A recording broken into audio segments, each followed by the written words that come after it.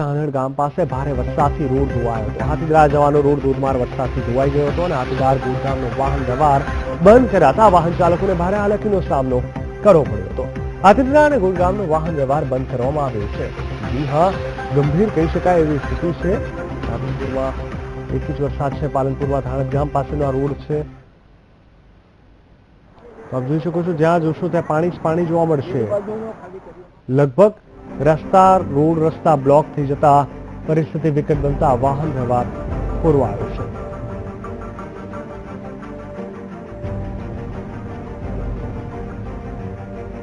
તો જોવાની એ વાત છે કે હવે આ જગ્યા પર જે લોકો ફસાયા છે, જે લોકોને એક જગ્યાએથી બીજી જગ્યાએ જવા માટે આ એકમાત્ર રસ્તો હતો જેનો ઉપયોગ કરતા હતા, તે લોકોને આખરે કેવી રીતે બચાવવામાં આવશે, તે લોકો માટે શું વ્યવસ્થા કરવામાં આવશે?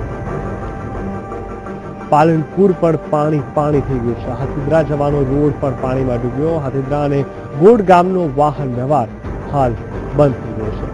પાલનપુરના ધાનેડ ગામ વચ્ચેનો રોડ સંપૂર્ણપણે ધોવાયો હોય તેવું સ્પષ્ટ રીતે આ દ્રશ્યમાં જોઈ શકાય છે.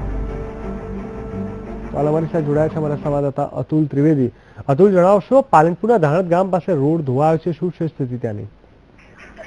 જે બનાસકાંઠામાં જે છેલ્લા 3 દિવસથી જે ભારે વરસાદ પડ્યો છે, રાજસ્થાનમાં ઉપરવાસના ભારે વરસાદને લીધે જે પૂરની પરિસ્થિતિ પેદા છે, એમાં જિલ્લાના અનેક માર્ગો ધોવાયા છે અને જે ત્યાં જે ધાણાદ ગામ પાસે રોડ ધોવાયા છે, તેમાંથી લગભગ અનેકો ગામો સંપર્ક વિહોણા બન્યા છે.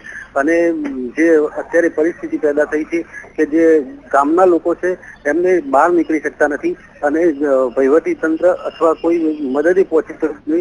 હાલ જે છે તે ગામના લોકો કફોડી સ્થિતિમાં મુકાયા છે. બિલકુલ, સમગ્ર માહિતી આપવા માટે ધન્યવાદ. તો હાથીદરા જવાનો રોડ છે તે સંપૂર્ણપણે ધોવાયો છે, જેને લઈને વાહન વ્યવહાર બંધ થઈ ગયો છે.